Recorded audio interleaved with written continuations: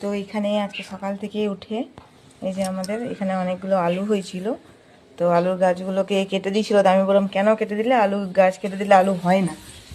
এদিকে আমার ভাত বসিয়েছি, ভাতের মাঠটা করছে, দেখি আলু হয়েছে কিনা। দেখি বার করো, দেখি কি আলু হয়েছে। আমার তো মনে হচ্ছে না গাছগুলো কেটে দেওয়ার পর আলু হবে। এখানে কটা আমাদের বাড়িতে আলু ছিল, নষ্ট হয়ে গেছে আলুগুলো, ওগুলো দিয়ে আলু গাছগুলো লাগানো হয়েছিল। দেখি আলু হয়েছে কিনা। আমি বলেছিলাম গাছগুলো কেটো না, কাটলে কিন্তু আলু হবে না। বিশ্বাস করলোই না। দেখি কতগুলো আলু হয়েছে জানি না, হয়নি না। তবে গাছ কেটে দিলে আলু হবে। তো এই গাছগুলো কেটে দিয়েছো বলে হয় না, গাছগুলো যখন যত বাড়বে অত বড় আলু হবে ভিতরে। দেখলে দেখো কতটুকু টুকু আলু লাগিয়ে দিলে আবার হয়ে যাবে। গাছগুলো কেটেই ফেলে দিয়েছে। গাছ সব গাছ ছাঁটলে কি হবে? এটাতে এই গাছেরই গুঁড়োতে আলু হয়, একটাও হবে না আলু।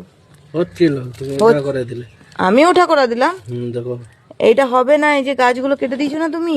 তো কি হয়েছে? গাছ কেটে দিলে আলু হয় না, তুমি সার্চ করে দেখে নেবে। এটা কি হবে তাহলে? এগুলো কি হবে? গুলি হয়েছে এক একটা। খেলা তুমি গুলি। সেলির 1 কিলো আলু বেরিয়েছে, ছেড়ে দিয়েছিল। গাছগুলো ঝাপড়া গাছ হয়ে গেছিল, কিছু করেনি। তোমার দ্বারা চাষবাস হবে না। দেখো হচ্ছিল, আনখাই হচ্ছিল, এগুলো ওইটুকুই হয়ে আছে, আর হয়নি। এগুলো তুমি বিয়ে করে দিলে বলে হতো। আনখাই। তবে এতগুলো গাছ আছে, ওই দেখো একটা গাছ আছে না, ওই দেখো আলুর গাছ আমি দেখেছি একটা আছে, ওইটা কাটো না, ওটা দেখবে, ওটা কাটবে না, ওটা তো আলু হবে না বড়, অনেকগুলো আলু হবে।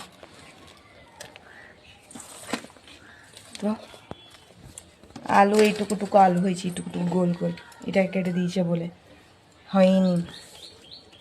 একটা টমেটো ধরেছে ছোট্ট মতন, এই যে।